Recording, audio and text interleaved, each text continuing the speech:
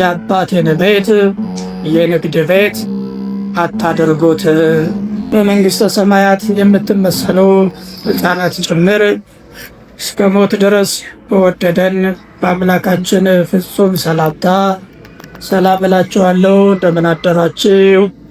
አሜን። መመስገን የባህሪ የሆነ ቅድመ ዓለም የነበረ ዓለምን አሳልፎ የሚኖር በባህሪው ሞት በመንግስቱ ሸረት የሌለበት አምላካችን እግዚአብሔር በሰማይ በአፈ መላእክት በምድር በደቂቀ አዳም ዛሬም ዘወትርም ስሙ እየተመሰገነ ይሁን።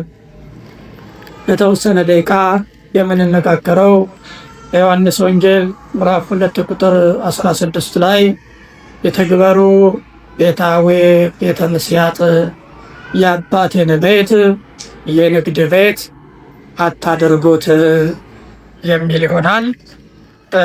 እንግዲህ ይህንን ቃል የተናገረው የመመኪያችን ዘውድ፣ የድነታችን ፋና፣ የሕይወታችን መሰረት፣ የቤታችን ጉልላት፣ የማንነታችን ሁሉ ውበትና ጌጥ የሆነው ጌታችንና መድኃኒታችን ኢየሱስ ክርስቶስ ነው። እንደሚታወቀው በቤተ ክርስቲያናችን ስርዓት አብይ ጾም ገብቶ ከነገ ጀምሮ 3ኛው ሳምንት ምኩራብ ተብሎ ይታወቃል ማለት ነው። ስያሜውን ያገኘው ታላቁ የቤተ ክርስቲያን ሊቅ የዜማው ፈጣሪ ቅዱስ ያሬድ ነው። እንግዲህ የቤተ ክርስቲያናችን የዜማና የትርጓሜ ሊቅ፣ የቤተ ክርስቲያናችን ኮከብ፣ የቤተ ክርስቲያናችን ፈርጥና ጌጥ የሆነና ጸጋ እግዚአብሔር በኃይል የበዛለት ቅዱስና ጻድቅ ነው ቅዱስ ያሬድ።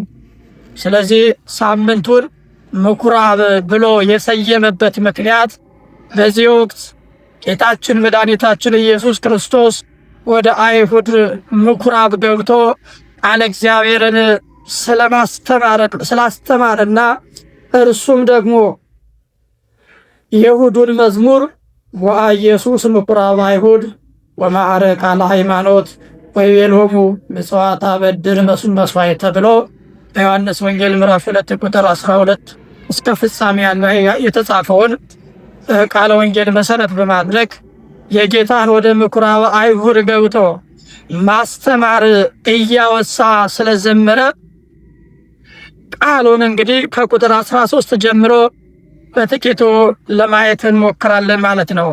የአይሁድ ፋሲካም ቀርቦ ነበር ይላል። ጌታ ኢየሱስ ወደ ኢየሩሳሌም መጣ።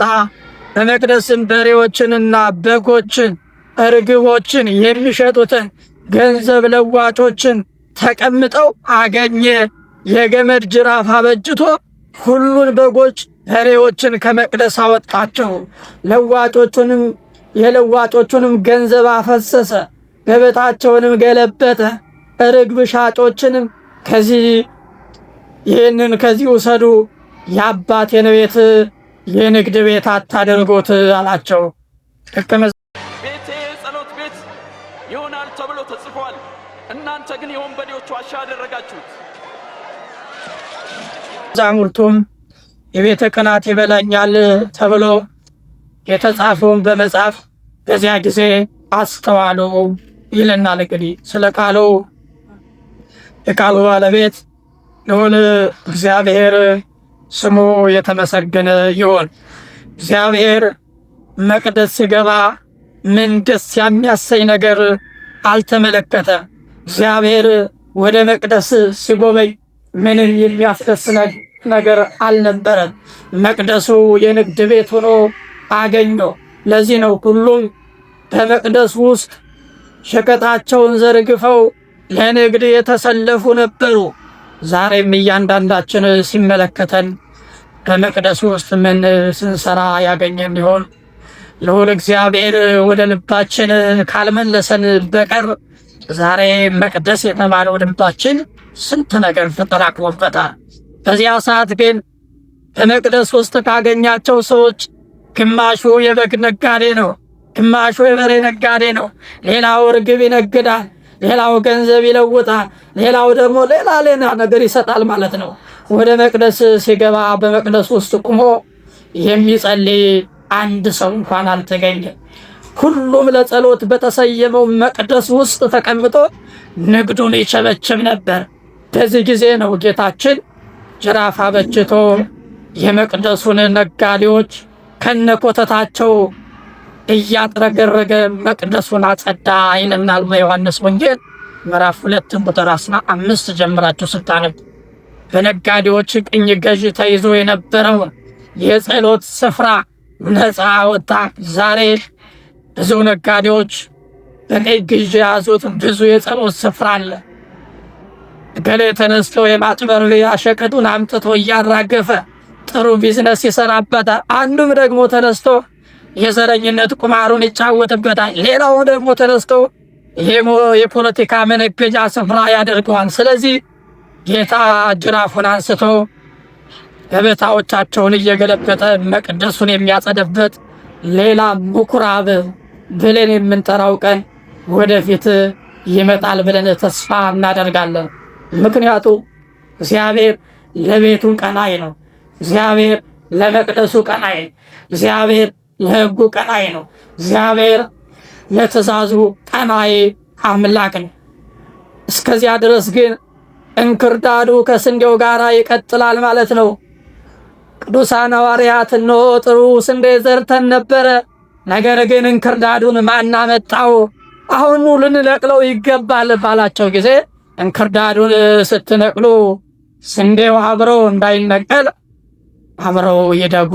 መከር በመጣ ጊዜ ያኔ አጫጁን እልካለሁ፣ እሱም በነዶ ያስቀምጣቸዋል፣ ፍሬ ያላፈራው ወደ እሳት ይጥላል ብሎ በማቴዎስ ወንጌል ምዕራፍ 13 ቁጥር 30 ላይ እንደተናገረው፣ ይሁን እንጂ ለማይመለሱ እልከኞች ግን የእግዚአብሔር ሰይፍ እየተሳለ ሰይፍ ነው። እግዚአብሔር የእውነተኛ ዳኛ ነው፣ ኃይለኛም ታጋሽም ነው። ሁልጊዜም አይቆጣ። ባትመለሱ ግን ሰይፉን ይስላል ማለት ነው። የእግዚአብሔር ቅዱስ ዳዊት በመዝሙር 7 ቁጥር 11 ላይ ኃይለኛም ነው ታጋሽም ነው፣ ሁልጊዜም አይቆጣ፣ ባትመለሱ ግን ሰይፉን ያመጣል አላቸው። ስለዚህ በመቅደስ ውስጥ እያገኛቸው ሰዎች ጌታ ሲመጣ የሚነግዱ፣ የሚሸጡ፣ የሚለውጡ ዛሬ መቅደስ በተባለው በእኛ ልቦና ውስጥ ክርስቶስ ቢመጣ ምን ያገኝ ይሆን? ዘረኝነቱ፣ ክፋቱ፣ ተንኮሉ ይህንን ነው እንግዲህ በመቅደሱ ሲያገኘው ከጅራፍ እያስወጣቸው ማለት ነው።